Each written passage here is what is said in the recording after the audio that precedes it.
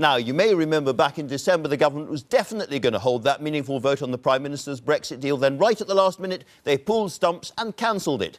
Now, again, we are promised to vote next week. But can we trust that promise? And if Theresa May loses, what will she do next? Well, she's with me now. Theresa May, can I ask you, first of all, can we rely on this vote happening later this month? Definitely.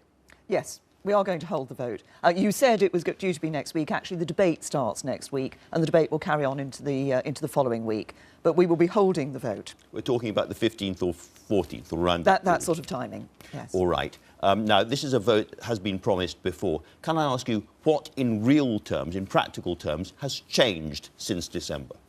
Well, what we've been doing since we decided not to go ahead with the vote in December, having listened to the concerns that have been expressed by members of Parliament, is obviously I've been talking to European leaders. There was the December European Council meeting immediately after that decision, and we got some changes, some assurances from the December European Council. I've been talking to European leaders since, obviously including in the last few days, talking to colleagues, and what we'll be setting out over the next few days, because actually this isn't just about the EU, it's about us as well, what we can do domestically. So what we'll be setting out over the next few days is a sort of assurances, is measures in three areas. The first is measures that will be specific for Northern Ireland.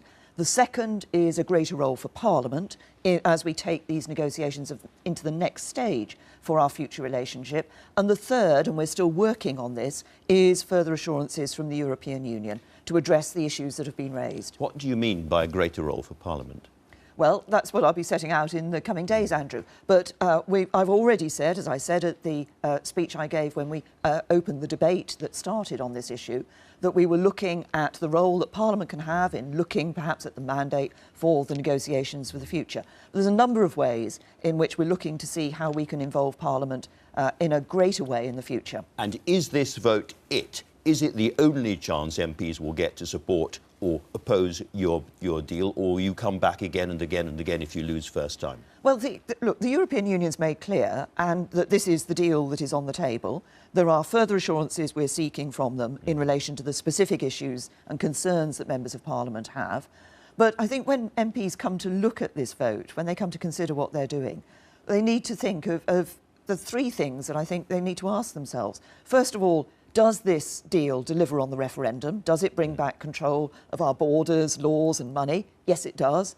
Does it protect our jobs and security? Yes, it does.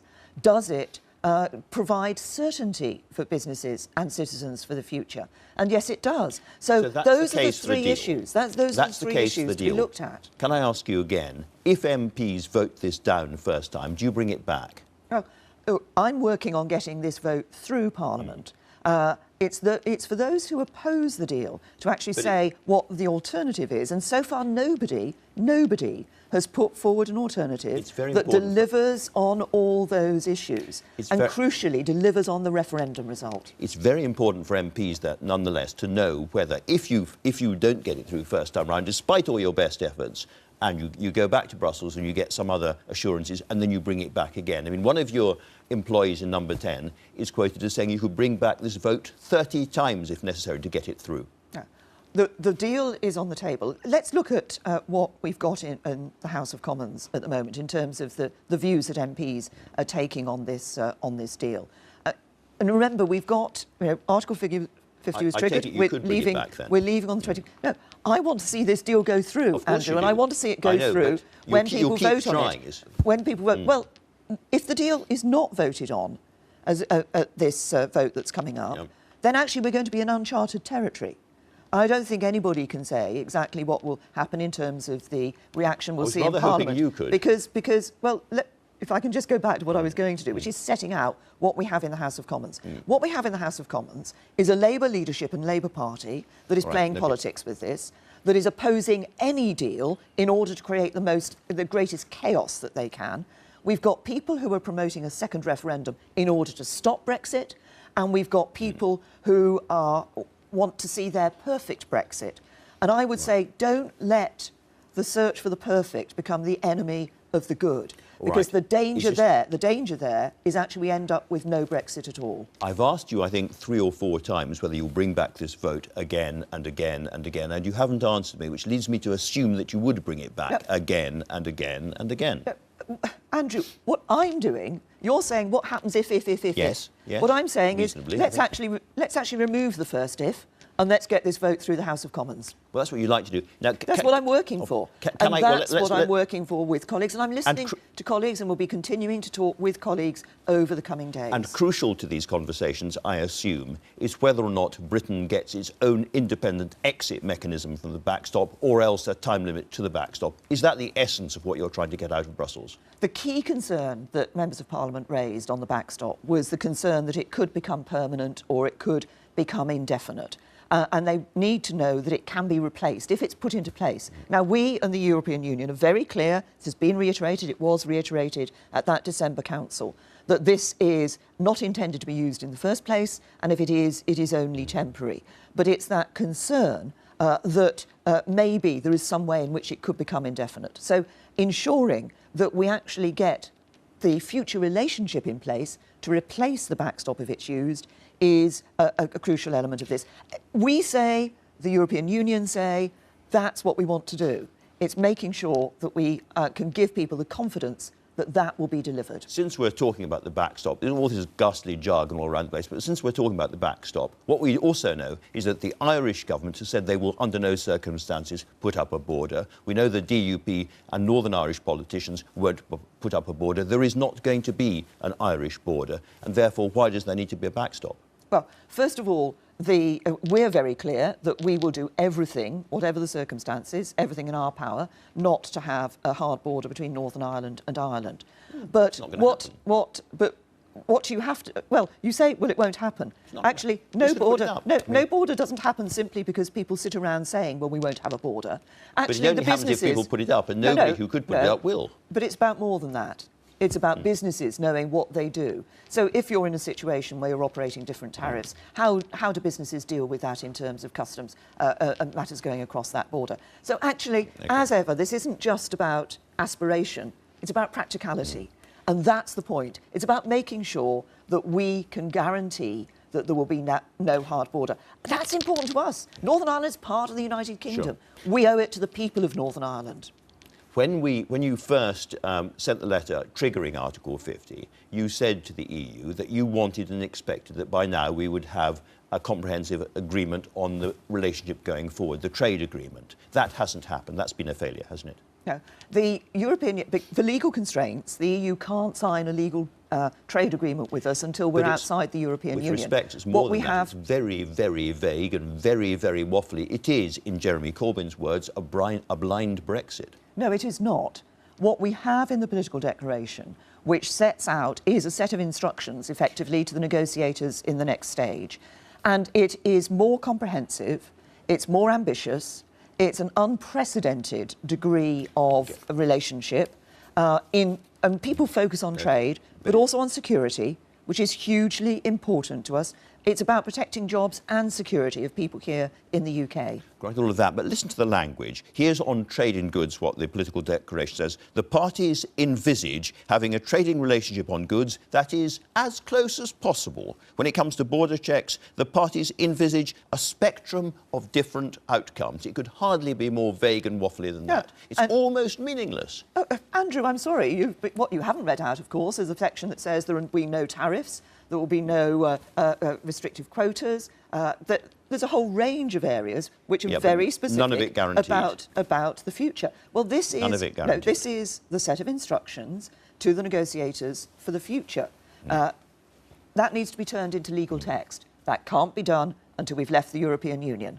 All right. Now, when before the first vote was going to take place, you said, if it's not my deal, there are only 2 alternatives: no deal or no Brexit. Forced to choose, which would you go for? No, I'm going for my deal, Andrew. I'm just giving you a choice of the alternatives. I know you've given me a choice of the alternatives, but what I'm saying is what I'm working for, and I'm doing it because I genuinely believe this is what is in the interests of this country.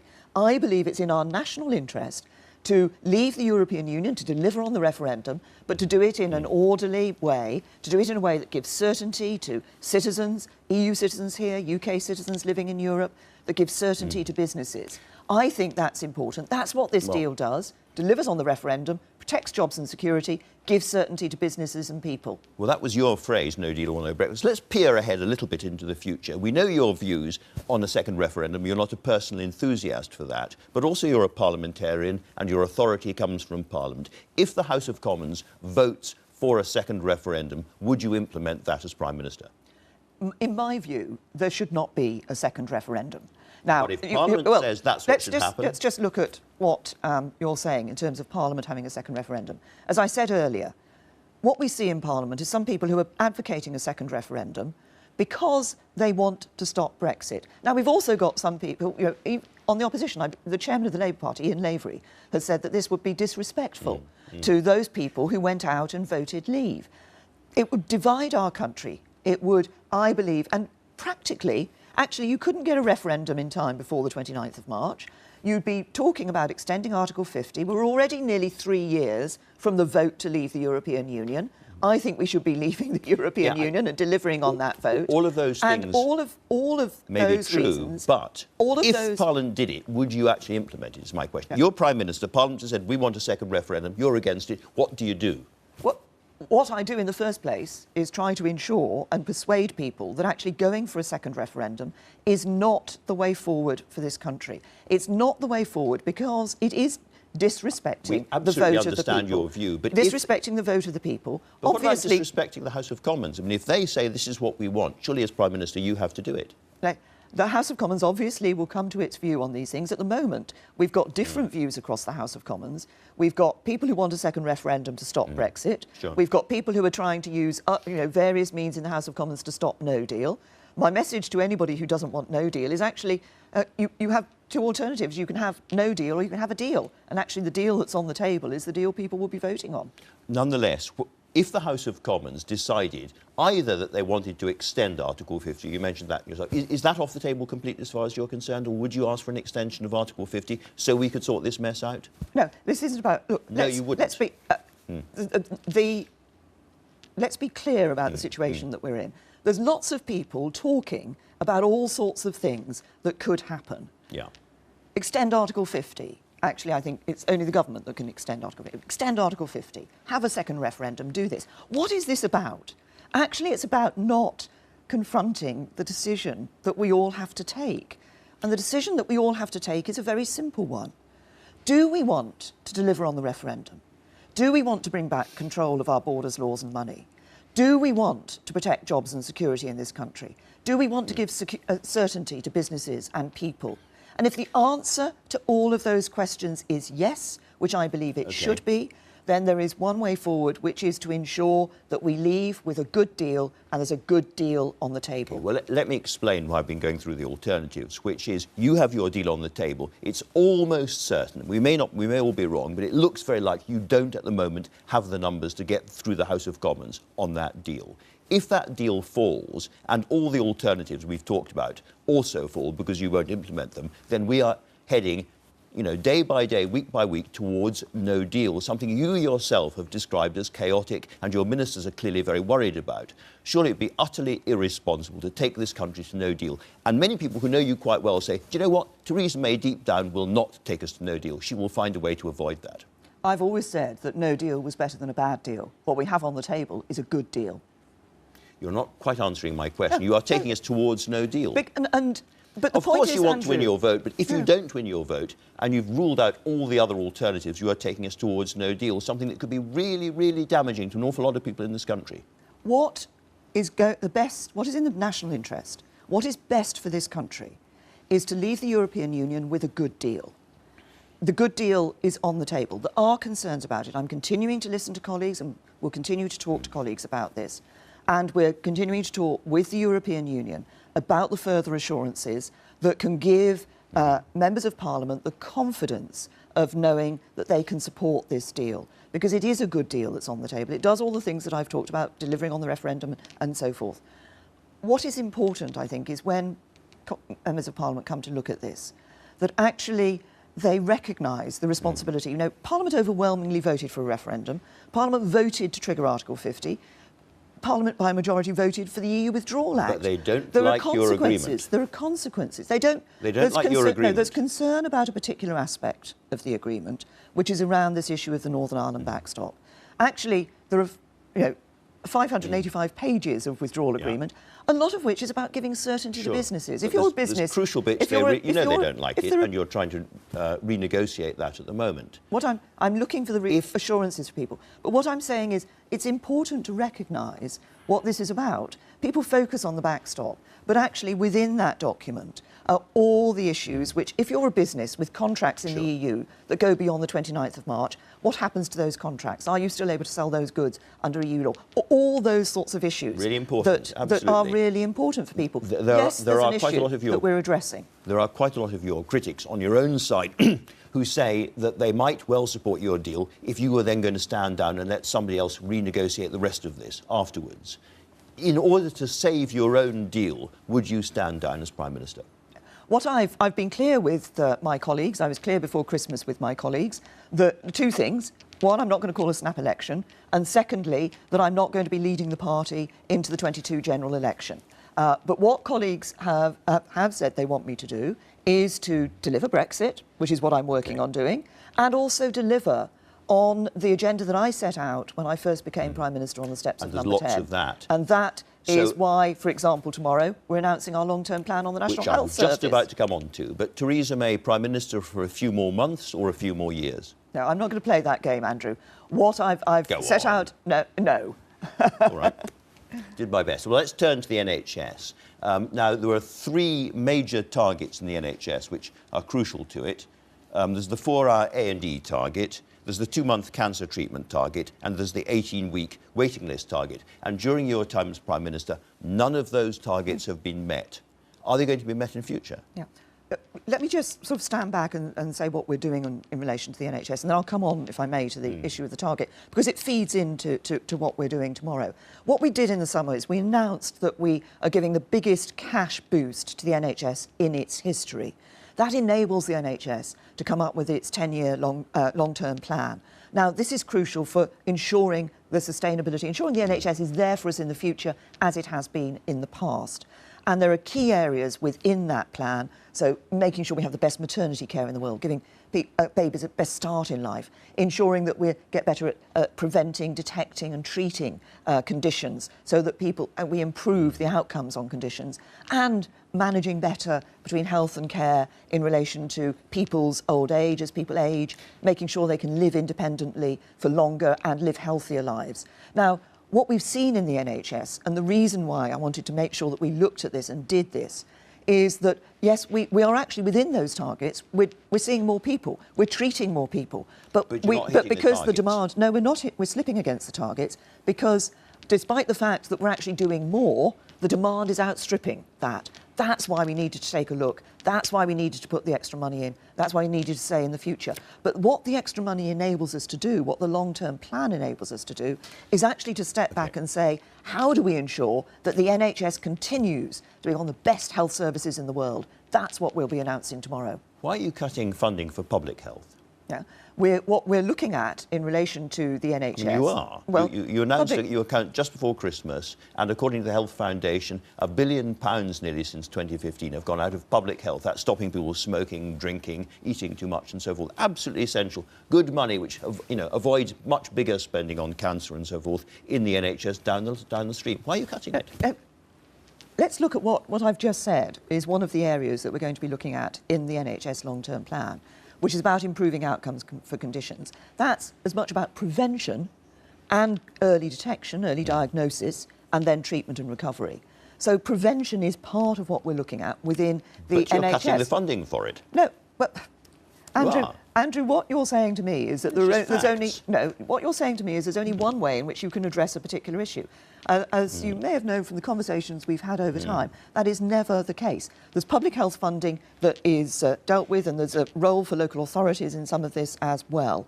But what we're looking at in the end, across the NHS and its long-term plan, is how can we work in the various ways that the NHS is involved to prevent conditions in the first place, better diagnosis to detect them when they're occurring at an early stage, because then you're more likely to be able to treat, have successful treatment and help people to recover. Well, let's look at a big parallel issue and remind you what you said in May 2017. Our social care system will collapse unless we make some important decisions now about how we fund it. We have to act. 18 months on, there was a consultation paper which hasn't even been published. You have got almost no further forward in something you said was about to collapse nearly 2 years ago. No, there's no doubt that there has been stress and strain and pressure on our social care system. That's why we've put extra money into social care. We did that in the budget as well, most recently. Fund it properly going we need to sustain it. I've always said that there were short-term, medium-term and long-term solutions on social care. The short-term was putting more money in. The medium term was ensuring that we make sure that the best practice that occurs across the country occurs everywhere. And the long term is about the sustainability for the future. And we will, at the earliest opportunity, be bringing forward proposals to do that. Getting this right is important. It's important alongside what we're doing for the National Health Service. I don't know if you saw I, Daniel Craig last night. And in the context, Blake, I beg your pardon, I, Daniel Blake, very different film. Did you see that last night? I didn't. You haven't had the chance to see that. Why are you delaying the social care, the universal credit rollout? No. We've, throughout the introduction of universal credit, we've been clear that we would roll it out as a sort of steady process, learn as we were going along. We've done that. We've made changes to universal credit as we've been going on. We'll be saying more about the future in the coming weeks. The main rollout, but it will be fully rolled out on the timetable by 2023, as was originally intended. But what I think it's important on universal credit, the reason why it's important to get this right and why we've been taking our time, why we've been ensuring that we have made changes as we've been learning through this process, is because this is a much better system than the system it replaced. This is a system that encourages people into work, makes sure when they're in work it pays. The legacy system we inherited from the Labour Party had nearly 1.4 million people left on benefits for almost a decade. Now that is not good for them, it's not good for their families, it's not good for us as a country. Actually helping people into work, giving them the dignity of being in work, the ability to support their families, that's what universal credit is about. We haven't had the chance to talk since you faced that leadership challenge before Christmas. Was there a time during that when you thought this might be it? I approached these things, I talked to my colleagues, and I was grateful for the fact, obviously, the colleagues who supported me. But I recognise that there have been concerns around the issue we were talking about earlier, about this issue of the Brexit deal. And that's why I'm continuing to talk with colleagues, listen to colleagues about that, and work with the European Union to provide the assurances, clarifications that I believe are necessary for people to feel the confidence that they can support the deal. When you set out on this process, one of your ambitions was to reunite the country. If you look at the polling at the moment, if you look at what people think about Brexit, on both sides we have never been more divided. Tory members seem to be quite relaxed about the idea of no deal. Labour Party supporters, by and large, want to stay inside the EU. And those divisions go right down the country. They've been across every sort of table over New Year and Christmas. That has been a huge failure. You have failed to unite the country over Brexit, haven't you? Well, you know, Andrew, yesterday I was out on doorsteps in my constituency, actually talking to members of the public. And yes, I had a couple who wanted a second referendum. I had somebody who wanted a clean break Brexit. But actually, everybody else who spoke about this, majority of people who I was speaking to yesterday, were saying one simple thing, regardless of how they voted in the referendum. They were saying they want MPs to get behind the government, to get behind the deal. Let's get this sorted and let's look to our future. Are you absolutely sure at the end of March that we will leave the EU? I've been clear that we leave the European Union on the 29th of March this year. Prime Minister, thanks very much indeed for talking.